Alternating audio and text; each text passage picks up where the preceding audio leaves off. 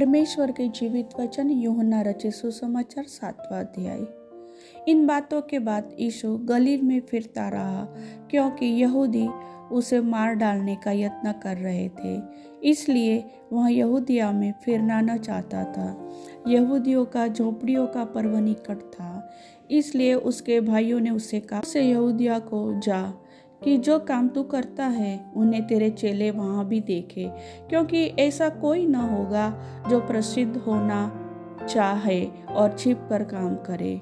यदि तू यह काम करता है तो अपने आप को जगत पर प्रकट कर, क्योंकि उसके भाई भी उस पर विश्वास नहीं करते थे। तब यीशु ने उनसे कहा, मेरा समय अभी तक नहीं आया, परंतु तुम्हारे लिए सब समय है। संसार तुमसे बैर नहीं कर सकता, परंतु वह मुझसे बैर करता है, क्योंकि मैं उसके विरोध में यह गवाही देता हूँ कि उसके काम बुरे हैं। तुम पर्व में जाओ, मैं अभी इस पर्व में नहीं जाता, क्योंकि अभी तक मेरा समय पूरा नहीं हुआ। वह उनसे ये बातें कहकर गलील ही में रह गया। परंतु जब उसके भाई पर्व में चले गए तो वह स्वयं भी प्रगट में नहीं, परंतु मानो गुप्त रूप से गया। यहूदी पर्व में उसे यह कहकर ढूंढने लगे, वह कहाँ है? और लोगों में उसके विषय में चुपके बहुत सी बातें हुई। कुछ कहते थे वह भला मनुष्य है, और कुछ कहते थे नहीं, वह लोगों को भरमाता है। तो भी यहूदियों के डर के मारे कोई व्यक्ति उसके विषय में खुलकर नहीं बोलता था। जब पर्व के आधे दिन बीत गए तो यीशु मंदिर में जाकर उपदेश करने लगा। तब यहूदियों ने चकित होकर कहा, इसे बिन पढ़े विद्या कैसे आ गई? यीशु ने उन्हें उत्तर दिया, मेरा उपदेश मेरा नहीं, परंतु मेरे भेजने वाले का है। यदि कोई उसकी इच्छा पर चलना चाहे तो वह इस उपदेश के विषय में जान जाएगा कि यह परमेश्वर की ओर से है या मैं अपनी ओर से कहता हूँ। जो अपनी ओर से कुछ कहता है वह अपनी ही बड़ाई चाहता है, परंतु जो अपने भेजने वाले की बड़ाई चाहता है वह सच्चा है और उसमें अधर्म नहीं। क्या मूसा ने तुम्हें व्यवस्था नहीं दी? तो भी तुम में से कोई व्यवस्था पर नहीं चलता। तुम क्यों मुझे मार डालना चाहते हो? लोगों ने उत्तर दिया, तुझ में दुष्ट आत्मा है, कौन तुझे मार डालना चाहता है?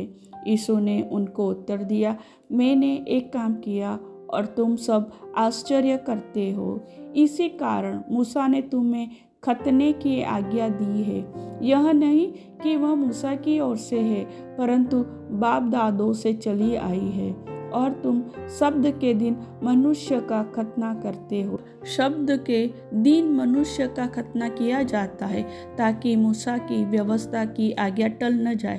तो तुम मुझ पर क्यों इसलिए क्रोध करते हो कि मैंने शब्द के दिन एक मनुष्य को पूरी रीति से चंगा किया? मुंह देखा न्याय न करो, परंतु ठीक ठीक न्याय करो। तब कुछ यरूशलेम वासी कहने लगे, क्या यह वही नहीं जिसे मार डालने का प्रयत्न किया जा रहा है?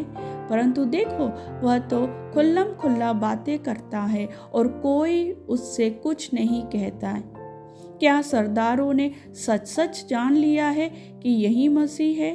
इसको तो हम जानते हैं कि यह कहाँ का है, परंतु मसीह जब आएगा तो कोई न जानेगा कि वह कहाँ का है।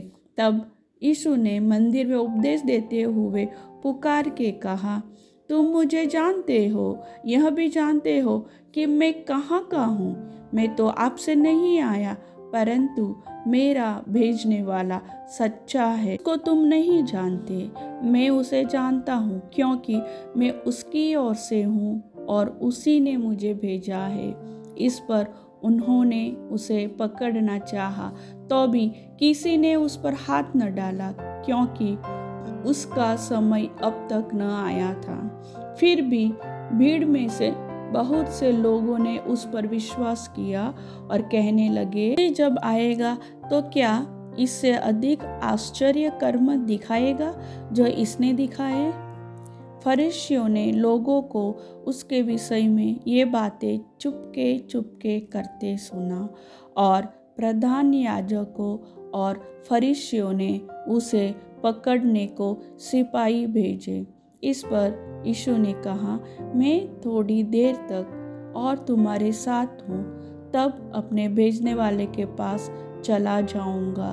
तुम मुझे ढूंढोगे परंतु नहीं पाओगे, और जहाँ मैं हूँ वहाँ तुम नहीं आ सकते। इस पर यहूदियों ने आपस में कहा, यह कहाँ जाएगा कि हम इसे न पाएंगे? क्या वह उनके पास जाएगा जो यूनानियों में तितर बितर होकर रहते हैं और यूनानियों को भी उपदेश देगा? यह क्या बात है जो उसने कही कि तुम मुझे ढूंढोगे परंतु न पाओगे, और जहाँ मैं हूँ वहाँ तुम आ नहीं सकते। पर्व के अंतिम दिन, जो मुख्य दिन है, यीशु खड़ा हुआ और पुकार कर कहा, यदि कोई प्यासा हो तो मेरे पास आए और पिए। जो मुझ पर विश्वास करेगा, जैसा पवित्र शास्त्र में आया है, उसके हृदय में से जीवन के जल की नदियां बह निकलेगी। उसने यह वचन पवित्र आत्मा के विषय में कहा। उस पर विश्वास करने वाले पाने पर थे, क्योंकि आत्मा अब तक न उतरा था, क्योंकि यीशु अब तक अपनी महिमा को न पहुंचा था। तब भीड़ में से किसी ने ये बातें सुनकर कहा, सचमुच यही वह भविष्यवक्ता है। दूसरों ने कहा, यह मसीह है। परंतु कुछ ने कहा, क्यों? क्या मसीह गलील से आएगा? क्या पवित्र शास्त्र में यह नहीं आया कि मसीह दाऊद के वंश से और बैतलहम गांव से आएगा, जहां दाऊद रहता था? अतः उसके कारण लोगों में फूट पड़ी। उनमें से कुछ उसे पकड़ना चाहते थे, परंतु किसी ने उस पर हाथ न डाला। तब सिपाही प्रधान याजकों और फरीसियों के पास लौट आए। उन्होंने उनसे कहा, तुम उसे क्यों नहीं लाए? सिपाहियों ने उत्तर दिया, किसी मनुष्य ने कभी ऐसी बातें नहीं कही। फरीसियों ने उनको उत्तर दिया, क्या तुम भी भरमाए गए हो? क्या सरदारों या फरीसियों में से किसी ने भी उस पर विश्वास किया है? परंतु ये लोग जो व्यवस्था नहीं जानते शापित है। निकोदेमुस ने, जो पहले उसके पास आया था और उनमें से एक था, उनसे कहा, क्या हमारी व्यवस्था किसी व्यक्ति को जब तक पहले उसकी सुनकर जान न ले कि वह क्या करता है, दोषी ठहराती है? उन्होंने उसे उत्तर दिया, क्या तू भी गलील का है? ढूंढ और देख कि गलील से कोई भविष्यवक्ता प्रकट नहीं होने का। तब सब कोई अपने अपने घर चले गए। प्रभु वचन के सुनने वाले के जीवनों में कार्य करे। आमीन।